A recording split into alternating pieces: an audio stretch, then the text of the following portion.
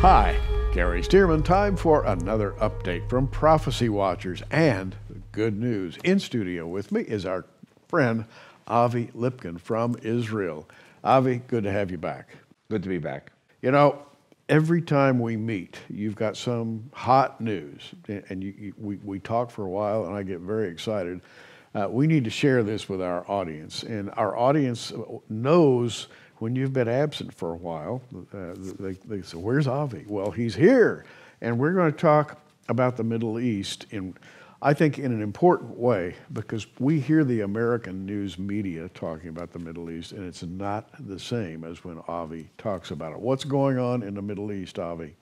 Well, we have been seeing the semi-demise of ISIS. In other words, the caliphate is pretty much gone as far as those areas in Syria and Iraq. But Sunni Islam is not gone. And ISIS, in my opinion, is really not very much different from Hamas or Islamic Jihad or even Hezbollah, which is Shiite. It's a different form of Islam, an opposing form of Islam. But the idea is Islamic conquest of the earth, defeat of the infidels, and forced conversion to Islam. So we see that the caliphate is gone. We see Iran establishing a Shiite stranglehold on greater parts of Iraq, Syria, Lebanon, even Yemen to the south. So now the threat to Israel is Shiite. When the caliphate was at its height, we saw like a big black cloud known as Sunni Islam coming against Israel. That's gone.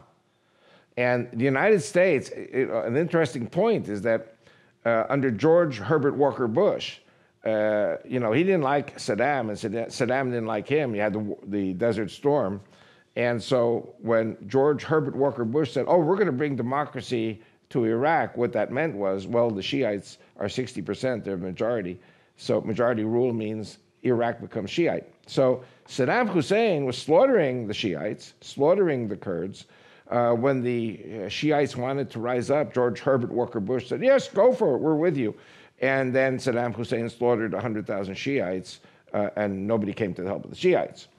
Then eventually, after Saddam was overthrown by George Walker Bush, so he handed over the rule of Iraq to the majority rule, who are Shiites, backed by Iran. And so all the Sunnis who were with Saddam Hussein got fired from their jobs, and they are the ones who formed ISIS. And so the Sunni terrorists from all over the world were coming to Iraq and Syria to join ISIS, which was Sunni, to fight the Shiites, which was Iran. So then the United States goes back to supporting the Sunnis against the Shiites, because Shiites are backed by Iran. So the United States is constantly vacillating in its support for the different groups there. And so today the Shiites are ruling, the Shiites are in the ascendance. And so, Israel's watching this because Iran has promised to wipe Israel off the map. As you explain this, it sounds like tribal warfare That's what it is. In the ancient sense. When we read about warring tribes, it sounds like that's what's going on. A little point, I'm changing the subject a little, but for example, in 1683, the King of Poland, Jan Sobieski, comes down with the Polish army to Vienna and frees Vienna from the Turkish stranglehold, which was a great thing as far as Christianity was concerned. And then very soon after that, the Russians saw an opportunity to subdue the Poles, because the Poles had been weakened by this war with the Turks. And after that, Poland disappeared from the map, and the Russians took control. And then they suppressed the Ukrainians. So Ukraine disappeared from the map. So there's this war, it's tribal. You have the Russian tribes against the Ukrainian tribes and the Polish tribes. So you have this with the Middle East Muslims too. Now, we're hearing a lot about Russia today, and we're hearing a lot about Vladimir Putin. And Avi has an entirely different take on Vladimir Putin. Well, it's easy to love, easy to hate an enemy. It's very hard to love an enemy. But then when you look into the background and you say, well, maybe this guy's not such an enemy. Is he a murderer? In Russia, people get murdered. And they asked Trump, how can you work with Putin? He's a murderer. And Trump answered, the Americans are not so clean either. The CIA, FBI, they got dirty tricks.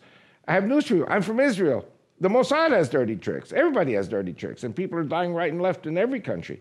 But Putin was raised by Jewish people.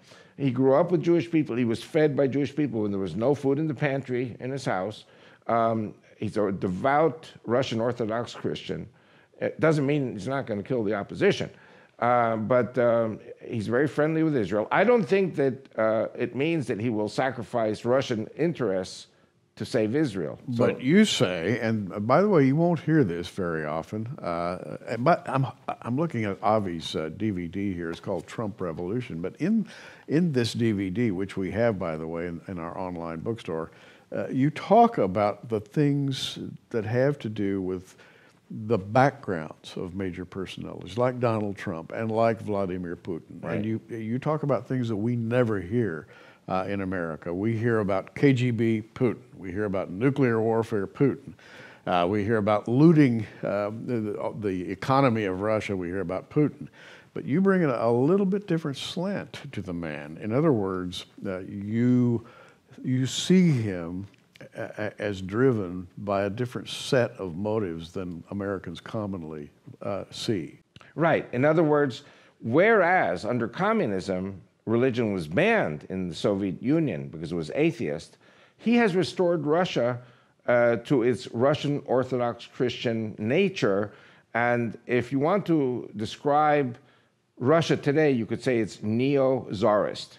In other words, going back to the greatness of the Tsars and the greatness of Russia as a Christian country. Maybe Peter the Great, thinking about moving into the Middle East to expand Russian territory. Exactly. And his friendship with the Jews very much strengthens his approach. You know, I have to tell you something. I didn't share this with you. I heard the Sephardic chief rabbi in my synagogue in Jerusalem, and he was saying he was in Moscow at a rabbinic conference, and he had 1.5 hours to catch his flight, and Putin sent his limousine to pick him up. And I'm going to miss my flight. He says, don't worry, Putin's going to make the plane wait for you. And he sat with Putin for 1.5 hours. And Putin did most of the talking. But Putin says, I understand why the Jews are such a great nation because of their Torah and their rabbis. And like, it's very strange that the leader of Russia would say something like that. He said, you know, Greece is gone, Rome is gone, all these great ancient civilizations are gone, and the Jews are still there. And as a Russian Orthodox Christian leader, so he appreciates the 4,000 years of Jewish history. I mean, Putin said that. I heard the rabbi saying, you know, this is what Putin said to him personally. Now, how do you square that with Ezekiel 38, which everybody, Christians everywhere, look at Gog, and Gog, Rosh, Meshech, Tubal, allied with Persia. They always look at that as Russia. And they would say Vladimir Putin, maybe Gog. What would you say to that? Well, as long as the Soviet Union had a population of 350 million people, of which 200 million were Turks, Muslims, the moment the Soviet Union dislodges itself of 200 million Turkic Muslims, and then Russia now has a population only of 150 million people, which is kind of like Italy. Italy's 150 million people. So I don't think Russia today, as a Russian Orthodox nation, could be the Ezekiel, war, Armageddon war. But there's another statistic, and that is that the conscripts in the Russian army who are Muslim approach 50% now. The Muslims are having the children, and the Christians and the Jews are not. And so Russia could eventually return to being a Muslim nation in which it is, again, the possible Armageddon. And it's quickly doing so. Yeah, but I will say again that the 200 million Turkic Muslims that broke away in the 6 republics that were part of the Soviet Union, that's 200 million people. Indonesia, 200 million people. There are certain countries, if they all come together, Turkey, Egypt, others, and they all attack Israel, that could be an army of over 500 million people. So I think today, if we're asking who's the Armageddon force, it would be the Sunni Muslims. And by the way, they're fighting the Iranians who are Shiites, but it could be Shiite. Iran could be overthrown by the Sunnis eventually. I want to run one more thing past you at this point in time. I heard a man say the other day, and this man is very highly connected. He looks at me and he says, Gary, Vladimir Putin is probably the richest man in the world. Think about that. Because he has the larder, he has the treasury of not just the Soviet Union, but of several territories at his disposal. Well, I hope he doesn't get assassinated by one of the oligarchs, because the oligarchs' interest is to make money. The oligarchs are the economic rulers of Russia. Russia's a money-making machine today. And it has unlimited wealth. The problem will be if an oligarch cuts a deal with the globalists, and this is one of the things I discuss in this DVD. Trump is a nationalist. Putin is a nationalist. Netanyahu is a nationalist. The British government today is nationalist because they want to come out of Brexit. And the globalists hate it. So if the globalists cut a deal with an assassin or with someone who will hire an assassin in Russia, and that, I mean, Putin could be rich, but tomorrow he doesn't take it with him. Wow. And personally, I pray for Putin's long life because he seems to be not an enemy of America. I think Trump and Putin could get along very well because they're nationalists. They understand each other. And the globalists don't like either of them. And there you have it, Avi Lipkin's view of the world. Avi, of course, lives in Israel, just to the east of the city of Jerusalem in Kedar. Kedar. Kedar actually is the name of one of the sons of Ishmael. Really? In the Bible, yes. I didn't choose the name, but we had a good deal. We built our house there. It's part of actually Ma'ale Adumim. A wonderful place, and my mind goes back to our recent trip to Israel.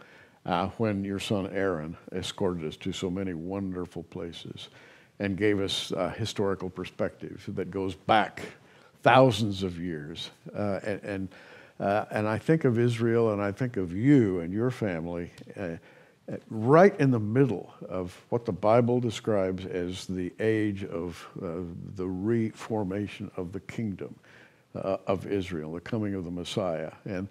And I love it when you talk because your perspective gives us a little breadth that we would not have otherwise. Thank you for having me. Thank you for being here. Avi Lipkin, we're going to talk with him again in the very near future. So just keep it with us right here at prophecywatchers.com and on a number of outlets around the country. I'm Gary Stearman. Hey, you keep watching. We are. Thanks for joining us on Prophecy Watchers. You can find us on the web at prophecywatchers.com. In the meantime, keep watching, everybody, and we'll see you soon.